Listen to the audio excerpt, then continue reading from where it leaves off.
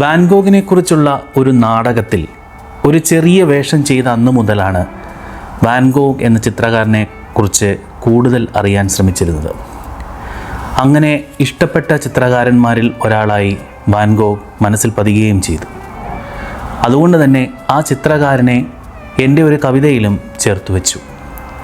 1000 സൂര്യകാന്തിപ്പൂക്കളും ആകാശത്തിലെ മിന്നുന്ന നക്ഷത്രങ്ങളെയും മനസ്സിൽ കണ്ടുകൊണ്ടാണ് ജേക്കബ് എബ്രഹാമിൻ്റെ വാൻഗോഗിൻ്റെ കാമുകി എന്ന പുസ്തകം വായിക്കാൻ എടുക്കുന്നത്. ഈ പുസ്തകം വായിച്ചു കഴിയുമ്പോൾ പുസ്തകത്തിൻ്റെ പേര് പോലെ തന്നെ വാൻഗോഗിനേക്കാൾ കൂടുതൽ അറിഞ്ഞത് അദ്ദേഹത്തിൻ്റെ കാമുകി സിയാനെയായിരുന്നു. വേശ്യാവൃത്തി ചെയ്ത് തൻ്റെയും തൻ്റെ കുഞ്ഞിൻ്റെയും വിശപ്പടക്കുന്ന ഗർഭിണിയായ സ്ത്രീയാണ് സിയാൻ. ഡിസംബറിൻ്റെ തണുപ്പിൽ അവളുടെ രക്തം ചൂടുപിടിപ്പിക്കാൻ വേണ്ട മദ്യവും വിശപ്പടക്കാനുള്ള ഭക്ഷണത്തിനുമായി ആ തെരുവിൽ തെണ്ടി നിൽക്കുമ്പോഴാണ് കറുത്ത തുപ്പിയും കയ്യിൽ നിറഞ്ഞു വീർത്തിരിക്കുന്ന തുകൽ സഞ്ചിയും തോളിൽ ചണസഞ്ചിയും പുറത്ത് ചിത്രരചനാ സാമഗ്രികളുമായി ആ ചിത്രകാരൻ അവൾക്ക് മുന്നിൽ വന്നിറങ്ങുന്നത്. അവരുടെ കഥ അവിടെ തുടങ്ങുകയാണ്. രാത്രിയിൽ വാൻഗോഗ് നൽകിയ പണം അപ്പാടെ പോക്കറ്റിലിട്ട് മദ്യലഹരിയിൽ നടന്നുപോയവൾ പിന്നീട് ഒരാൾക്ക് ഒരാളെ ഇത്രയേറെ പ്രണയിക്കാൻ, അതും ഒരു ഭ്രാന്തനെ എന്ന് തോന്നിക്കും വിധം സിയാൻ പ്രണയം തുളുമ്പുന്ന കണ്ണുമായി വാൻഗോഗിൻ്റെ പ്രണയിനിയാകുന്നതാണ് കാണുന്നത്. പ്രണയത്തിൻ്റെ ഏറ്റവും തീക്ഷണമായ ലോകത്തേക്ക് പലപ്പോഴും നമ്മളെ ചിന്തിപ്പിച്ച് നിർത്തുന്നു ഈ പുസ്തകം. സോറോ എന്ന ചിത്രപരമ്പരയുടെ മോഡലായിരുന്നു സിയാൻ.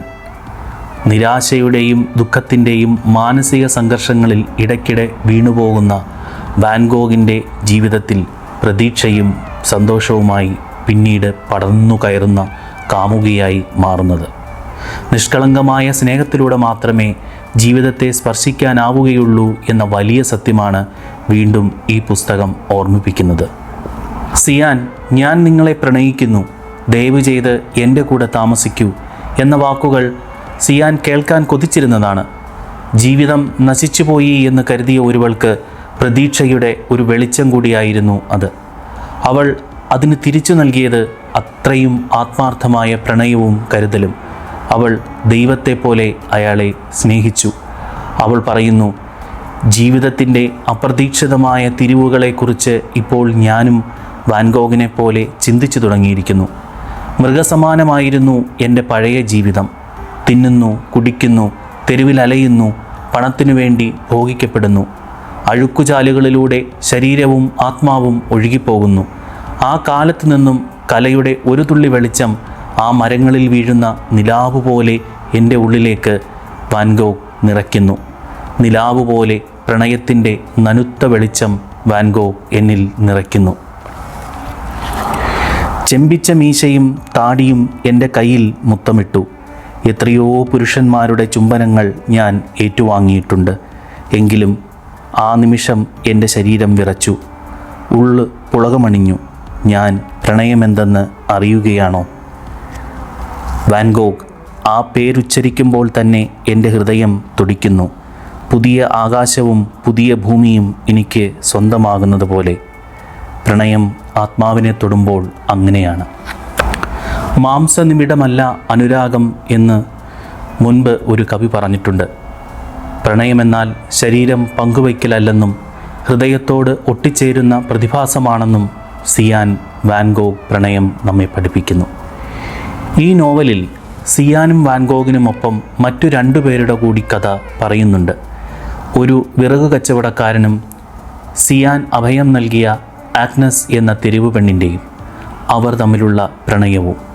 ഇതുകൂടി വായിക്കുമ്പോൾ ശരിക്കും ഈ പുസ്തകം പ്രണയകഥകൾ കൊണ്ട് നിറച്ച ഒരു പുസ്തകമാണെന്ന് പറയാം.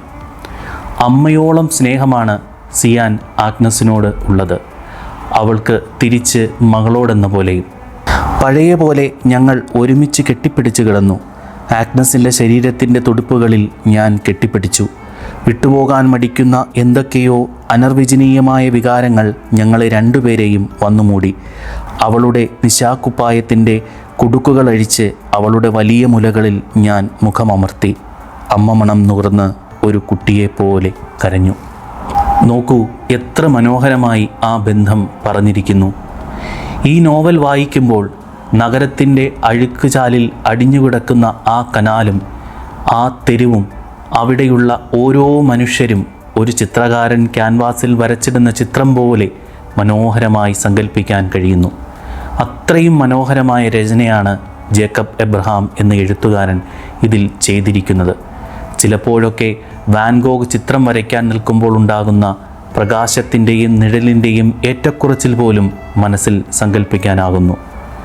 ഒരു നല്ല വായന തന്നതിനും ഇനിയും മികച്ച രചനകൾ ഉണ്ടാകാനും പ്രിയപ്പെട്ട എഴുത്തുകാരൻ ജേക്കബ് എബ്രഹാമിന് ആശംസകൾ, അഭിവാദ്യങ്ങൾ.